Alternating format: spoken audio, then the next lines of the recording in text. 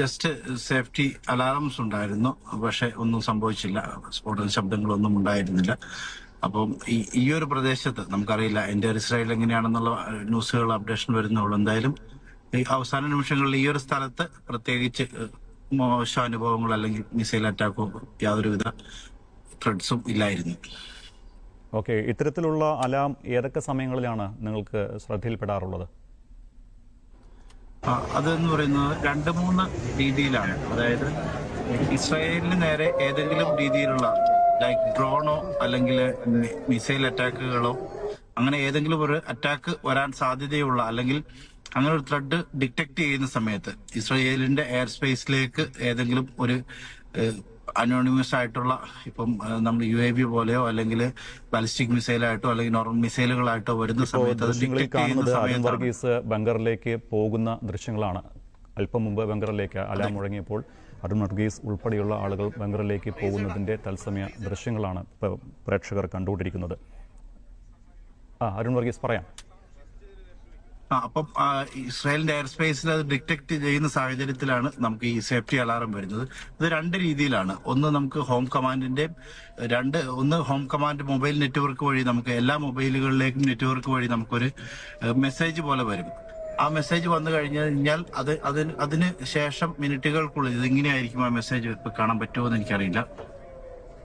ഇങ്ങനെ ഒരു മെസ്സേജ് ഹീബ്രുവിലായിരിക്കും. ആ മെസ്സേജിനോടൊപ്പം അതിനൊരു പ്രത്യേകതരം ശബ്ദവും ഉണ്ടാവും. നമ്മൾ എത്ര ദൂരെയാണെങ്കിലും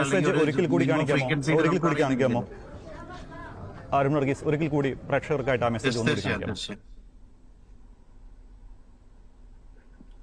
ഇതിപ്പം എത്രമാത്രം കാണാൻ പറ്റുന്നുണ്ട് എന്ന് എനിക്കറിയില്ല. കുറച്ചുകൂടി ഫോൺ അല്പം കൂടി താങ്കളുടെ മുഖത്തിനോട്. ഓക്കെ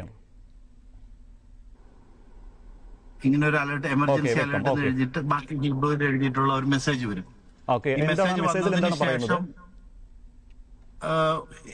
ഒരു ത്രെഡ് ഡിറ്റക്ട് ചെയ്തിട്ടുണ്ട്. അടുത്തുള്ള ഷെൽട്ടറുകളിലേക്കോ അല്ലെങ്കിൽ സേഫ്റ്റി പ്ലേസിലേക്കോ മാറുക എന്നുള്ളതാണ് ആ മെസ്സേജിന്റെ അർത്ഥം. ഈ ഹീബ്രു ഇംഗ്ലീഷിലേക്ക് ട്രാൻസ്ലേറ്റ് ചെയ്യാം അല്ലെങ്കിൽ മറ്റു ലാംഗ്വേജിലേക്ക് ട്രാൻസ്ലേറ്റ് ചെയ്യുമ്പോൾ നമുക്ക് മനസ്സിലാക്കാൻ പറ്റുന്നതാണ്. അത് വന്നതിന് ശേഷവും നമുക്ക് കുറച്ച് സമയം കിട്ടും. സാധാരണഗതിയിൽ ഇങ്ങനെ ഒരു മെസ്സേജ് വന്നതിന് ശേഷം 10 മിനിറ്റിൽ താഴെ സമയം അല്ലെങ്കിൽ 15 മിനിറ്റിൽ താഴെ സമയം കിട്ടാറുണ്ട്. ആ ഒരു സമയത്തിനുള്ളിൽ തന്നെ നമ്മൾ ഷെൽട്ടറിനടുത്തേക്ക് എത്തുക അല്ലെങ്കിൽ ഷെൽട്ടറിനകത്തേക്ക് പ്രവേശിക്കുക. അതാണ്. ചില സമയത്തൊക്കെ ഷെൽട്ടറിനകത്ത് ചിലപ്പം തിരക്കുണ്ട്. ഇപ്പൊ കുറച്ചു മുമ്പ് നിങ്ങൾ കണ്ടതുപോലെ ഇപ്പം വർക്കിംഗ് ഹൗസിലൊക്കെ ആണെങ്കിൽ സ്ട്രീറ്റിലൊക്കെയുള്ള ഷെൽട്ടറുകളാണെങ്കിൽ നല്ല തിരക്കുണ്ടാവും. അപ്പം നമ്മൾ ഷെൽട്ടറിനകത്തേക്ക് പ്രവേശിക്കുക. അതിന് ശേഷവും ഈ ഒരു മെസ്സേജ് വന്നതിന് ശേഷവും കുറച്ചു നേരം കഴിയുമ്പോഴത്തേക്കും നമുക്ക് വേറൊരു മെസ്സേജും കൂടെ വരും. ആ ഒരു മെസ്സേജ് എന്ന് പറയുന്നത് റെഡ് അലേർട്ട് എന്ന് പറയാനും. ഈ റെഡ് അലേർട്ട് മെസ്സേജ് എന്ന് പറഞ്ഞ് വന്നു കഴിഞ്ഞാൽ വിത്തിൻ സെക്കൻഡ്സ് അല്ലെങ്കിൽ മിനിറ്റുകൾക്കുള്ളിൽ തന്നെ ബ്ലാസ്റ്റ് നടക്കാൻ പോകുന്നു അല്ലെങ്കിൽ എന്തെങ്കിലും ഒരു സംഭവം ഉണ്ടാകാൻ പോകുന്നു എന്നതിന്റെ അർത്ഥം. അതല്ലാതെ തന്നെ നമ്മൾ എവിടെയാണ് മൊത്തം ഇസ്രായേൽ സറൗണ്ടിങ്ങിൽ കണക്ട് ചെയ്തിരിക്കുന്നതാണ് ഇവിടുത്തെ സൈറ്റ് അലാറം സിസ്റ്റം. അതുകൂടാതെ ഇപ്പം ടെലവീവിലേക്കാണെങ്കിൽ അല്ലെങ്കിൽ ഇപ്പൊ സെൻട്രൽ ഇസ്രായേലിലോ നോർത്തൺ ഇസ്രായേലിലോ സൗത്തൺ ഇസ്രായേലിലോ ഒക്കെ ആണെങ്കിൽ സെപ്പറേറ്റ് ആയിട്ട് ഈ അലാറംസ് കണക്ട് ചെയ്തിട്ടുണ്ട് ഇവിടുത്തെ സേഫ്റ്റി സിസ്റ്റം അല്ലെങ്കിൽ IDFന്റെ ഹോം കമാൻഡിംഗ് സിസ്റ്റമായിട്ട്. എവിടെയാണോ ഈ ത്രെഡ് ഡിറ്റക്ട് ചെയ്യുന്നത് ആ ഒരു പ്രദേശത്ത് മാത്രം അലാറം അടിക്കും. അതുപോലെ ഇപ്പൊ ചില സമയത്ത് ഇപ്പം കഴിഞ്ഞ ദിവസമൊക്കെ വന്നതെന്ന് വെച്ചാൽ നോർത്തും സൗത്തും സെൻട്രൽ ഇസ്രായേലും ഒരുമിച്ച് ആക്രമിക്കുന്ന ഒരു സ്ഥിതിവിശേഷം നമ്മൾ കണ്ടിരുന്നു. അങ്ങനെ വരുമ്പോഴത്തേക്കും മൊത്തം ഇസ്രായേലിലും അലാറം മുഴങ്ങുന്ന ഒരു രീതിയാണത്. ഓക്കെ, ഈ റെഡ് അലേർട്ട് നിലവിൽ താങ്കൾ താമസിക്കുന്ന പ്രദേശത്ത് എപ്പോഴെങ്കിലും വന്നിരുന്നോ? റെഡ് അലേർട്ട് എന്ന് പറയുന്നത് നമ്മൾ ഈ അലാറത്തിന് പറയുന്ന പേരാണ് റെഡ് അലേർട്ട് എന്ന് പറയുന്നത്. പൊതുവെ ഇസ്രായേൽ ഗവൺമെന്റ് ഈ ഇറാനുമായിട്ട് ഉള്ള ഈ ഓപ്പറേഷൻ റേസിംഗ് ലൈൻ സ്റ്റാർട്ട് ചെയ്തതിന് ശേഷം ഇവിടെ ആളുകൾ കൂട്ടം കൂടുന്നതിനും പൊതുപരിപാടികൾ നടത്തുന്നതിനും ബീച്ചുകളും അല്ലെങ്കിൽ പബ്ബുകൾ അങ്ങനെയുള്ള ആക്ടിവിറ്റികളെല്ലാം നിലവിൽ നിർത്തിവെക്കാനായിട്ട് ജനങ്ങളോട് ആവശ്യപ്പെട്ടിട്ടുണ്ട്. അതുപോലെ തന്നെ ഇന്നലെയും ഇന്നും ഇന്ത്യൻ എംബസി അടക്കമുള്ള എംബസികൾക്കൊക്കെ അവധി പ്രഖ്യാപിച്ചിരുന്നു. മറ്റ് സ്ഥാപനങ്ങൾ, സ്കൂളുകൾ, പൊതുമേഖലാ സ്ഥാപനങ്ങൾക്കൊക്കെ നിലവിൽ അവധിയാണ്. ഇസ്രായേലിലെ എയർപോർട്ട് അതുപോലെ തന്നെ ബെൻഗൂറിയൻ എയർപോർട്ട് ക്ലോസ് ചെയ്തിരിക്കുകയാണ് നിലവിൽ. ശരി, താങ്കൾ നേരത്തെ പകർത്തിയ ഈ ബങ്കറിന്റെ ദൃശ്യം നമ്മളിപ്പോൾ കണ്ടുകൊണ്ടിരിക്കുകയാണ്. ഈ ബങ്കറിന്റെ ഒരു എങ്ങനെയാണ് ഇത് ഡിസൈൻ ചെയ്തിരിക്കുന്നത്? എത്രത്തോളം ഇതിൽ സൗകര്യങ്ങളുണ്ട്? എത്ര സമയമാണ് ഇതിനകത്ത് തങ്ങേണ്ടി വരിക? അവിടെയുള്ള മറ്റുള്ള സൗകര്യങ്ങൾ എന്തൊക്കെയാണ്? അതിനെക്കുറിച്ചൊന്ന് വിവരിക്കാമോ? ബങ്കറിന് അകത്തുള്ള സൗകര്യങ്ങൾ അല്ലെങ്കിൽ എത്ര സമയം, ഫസ്റ്റ് ഓഫ് ഓൾ നമ്മൾ എത്ര സമയം ബങ്കറിനകത്ത് ഇരിക്കേണ്ടി വരും? സാധാരണഗതിയിൽ ഹോം കമാൻഡിന്റെ മെസ്സേജ് കിട്ടി മെസ്സേജ് കിട്ടിയതിന് ശേഷം, അല്ലെങ്കിൽ ഞാൻ നേരത്തെ പറഞ്ഞ പോലെ പ്രാദേശികമായിട്ട് നമുക്ക് കിട്ടുന്ന ഈ സേഫ്റ്റി അലാറം മുഴങ്ങിയതിന് ശേഷം ഓൾമോസ്റ്റ് 10 മിനിറ്റ്, അല്ലെങ്കിൽ നമ്മൾ ഏതെങ്കിലും ഈ പൊട്ടിത്തെറിയോ അങ്ങനെ എന്തെങ്കിലും ശബ്ദം കേൾക്കുകയാണെങ്കിൽ അത് കേട്ടതിന് ശേഷം പിന്നീടും ഒരു 10 മിനിറ്റ് കൂടി ബങ്കറിൽ തുടരുക എന്നുള്ളതാണ് നമുക്ക് സാധാരണഗതിയിൽ കിട്ടുന്ന നിർദ്ദേശം. അതുപോലെ തന്നെ നമുക്ക് ഈ ഹോം കമാൻഡിന്റെ റിലീസിംഗ് മെസ്സേജും ഉണ്ട്. നമ്മൾ ബങ്കറിനകത്ത് ചെന്ന് കഴിഞ്ഞ് കഴിഞ്ഞാൽ ആ പ്രാദേശികമായിട്ട് നമുക്ക് അവിടെ റിലീസിംഗ് മെസ്സേജ് വരും. അത് നമ്മൾ ഓൾറെഡി ആപ്ലിക്കേഷനിൽ ലൊക്കേഷൻ സെറ്റ് ചെയ്തിട്ടുള്ളതാണെങ്കിൽ ആ ഒരു ത്രെഡ് ഡിറ്റക്ട് ചെയ്തു, ഒന്നെങ്കിൽ അത് നശിപ്പിച്ചു, അല്ലെങ്കിൽ ആ ഒരു സാഹചര്യം ഇല്ലാതാവുന്ന സമയത്ത് നമുക്ക് റിലീസിംഗ് മെസ്സേജ് വരും. റിലീസിംഗ് മെസ്സേജ് വരുമ്പോൾ നമുക്ക് പുറത്തേക്ക് പോകാം.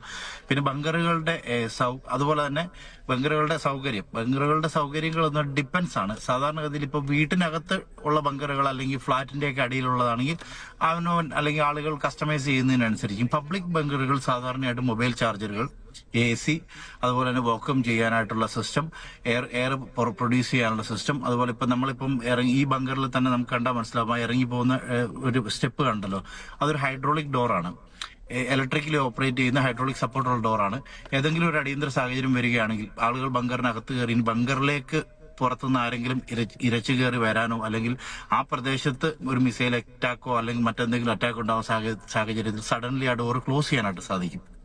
അങ്ങനെയുള്ള ഒരു സൗകര്യം കൂടി ഈ ബങ്കറിനകത്ത്, അത് എല്ലാ ബങ്കറിലും ഉണ്ടായിക്കൊള്ളുന്നില്ല, ഓരോ ബങ്കർ ഡിപ്പെൻസ് ആണ്. എന്നാൽ കൂടെയും ബേസിക്കലി ഒരു കൂട്ടം ആളുകൾക്ക് കുറച്ച് ദിവസത്തേക്ക് വേണമെങ്കിൽ താമസിക്കാനുള്ള ഒരു സൗകര്യം വരെ അതിനകത്തുണ്ട്. ഇപ്പൊ ടോയ്ലറ്റ് ഫെസിലിറ്റി ആയിക്കോട്ടെ, പൈപ്പ്, അങ്ങനെയുള്ള ബേസിക് ആയിട്ടുള്ള നെസസറി ആവശ്യങ്ങളെല്ലാം അവിടെ നമുക്ക് നിറവേറുന്നതാണ്. അതുപോലെ തന്നെ ബങ്കറിൽ എത്ര പേരെ ഉൾക്കൊള്ളാൻ കഴിയും? ഒരു സ്ഥലത്ത് എത്രത്തോളം, അല്ലെങ്കിൽ എത്ര ബങ്കറുകൾ വരെ ഉണ്ട്? ഇപ്പോ ഞാൻ പോയിട്ടുള്ള ഈ ബങ്കർ എന്ന് പറയുന്നത് റോഡിന്റെ ആ ദൃശ്യങ്ങൾ നമുക്ക് കാണാം. റോഡിന്റെ 2 സൈഡിലായിട്ടാണ് ബങ്കറുകളുള്ളത്. ഓൾമോസ്റ്റ് ഒരു ബങ്കറിൽ 300 പേർക്ക് വരെയും നമുക്ക് നിൽക്കാനായിട്ട് സാധിക്കും. ഒരു പക്ഷേ ഒരു 100, 150 to 175 പേർക്കൊക്കെ കിടക്കേണ്ട ഒരു സാഹചര്യം വരികയാണെങ്കിൽ, അല്ലെങ്കിൽ അതിൽ താഴെ മാത്രമേ ഒരു പക്ഷേ സാധിക്കുകയുള്ളായിരിക്കും അറ്റ് എ ടൈം. പക്ഷെ മോസ്റ്റ്ലി ആളുകൾ ബങ്കർ ഇങ്ങനത്തെ ഒരു എമർജൻസി സിറ്റുവേഷന് വേണ്ടി മാത്രമേ ഇസ്രായേൽ ഡിപ്പെൻഡ് ചെയ്യേണ്ടതായിട്ട് വരാറുള്ളൂ സാധാരണഗതിയിൽ. അതുപോലെ തന്നെ നേരത്തെ ചോദിച്ച ബങ്കറിന്റെ നിർമ്മാണം എന്ന് പറയുന്നത്, ബങ്കർ ഫുള്ളി പ്രൊട്ടക്ട് ചെയ്തിരിക്കുന്നത് വലിയ GI ഷീറ്റുകൾ അല്ലെങ്കിൽ വലിയ ഇരുമ്പിന്റെ കവചത്തിനുള്ളിലാണ് ബങ്കർ. അതിന്റെ മുകളിൽ കോൺക്രീറ്റ് കോട്ട് ചെയ്തിട്ടാണ് അരുൺ വർഗീസിലേക്ക് തുടരാം. അരുൺ വർഗീസ്, ക്ലിയർ ആണോ? കേൾക്കാം. ഓക്കെ, തുറന്നോളൂ. അപ്പം അങ്ങനത്തെ ഒരു രീതിയിലാണ് ബങ്കറുകൾ സാധാരണഗതിയിൽ വലിയ ഇപ്പൊ കുഴിയായിട്ടാണെങ്കിൽ ഭൂമിക്കടിയിൽ കുഴിച്ച്, അല്ലെങ്കിൽ അതിന്റെ ബേസിക് ഫൗണ്ടേഷൻ എന്ന് പറയുന്നത് ഇൻഡെപ്തിലേക്കായിരിക്കും എപ്പോഴും തന്നെ ബങ്കർ. ഓൾമോസ്റ്റ് എല്ലാ ബങ്കറുകളും, ചില ബിൽഡിങ്ങുകളിലൊക്കെ ഇപ്പൊ 14-15 നിലയൊക്കെയുള്ള ബിൽഡിങ്ങുകളാണെങ്കിൽ ഇൻ ബിറ്റ്വീനിലായിട്ടാണെങ്കിലും ബങ്കറുകൾ നിർമ്മിക്കാറുണ്ട്. ബങ്കറിന്റെ ബേസ്മെന്റ് തൊട്ട്, അതായത് മൊത്തത്തിലുള്ള ഒരു സ്ട്രക്ചർ ഇരുമ്പിന്റെ കട്ടി കൂടിയ പാളികൾ ഉപയോഗിച്ചിട്ടാണ് അത് നിർമ്മിച്ചിട്ടുണ്ടാകുന്നത്. അതായത് ഫുള്ളി വേണമെങ്കിലും ബങ്കർ ക്ലോസ് ചെയ്യാൻ പറ്റും. മൈന്യൂട്ടായിട്ടുള്ള ഒരു പോയിന്റ് പോലും ഇല്ലാത്ത രീതിയിൽ ക്ലോസ് ചെയ്യാനും, അതിനകത്ത് പുറത്തുനിന്ന് നമുക്ക് ഓക്സിജൻ സപ്ലൈ ചെയ്യാനും സാധിക്കുന്ന രീതിയിൽ, അല്ലെങ്കിൽ air condition, electrical facilities, light, fan, air കണ്ടീഷനൊക്കെ വർക്ക് ചെയ്യുന്ന രീതിയിലാണ് ബങ്കറുകൾ നിർമ്മിച്ചിട്ടുള്ളത്.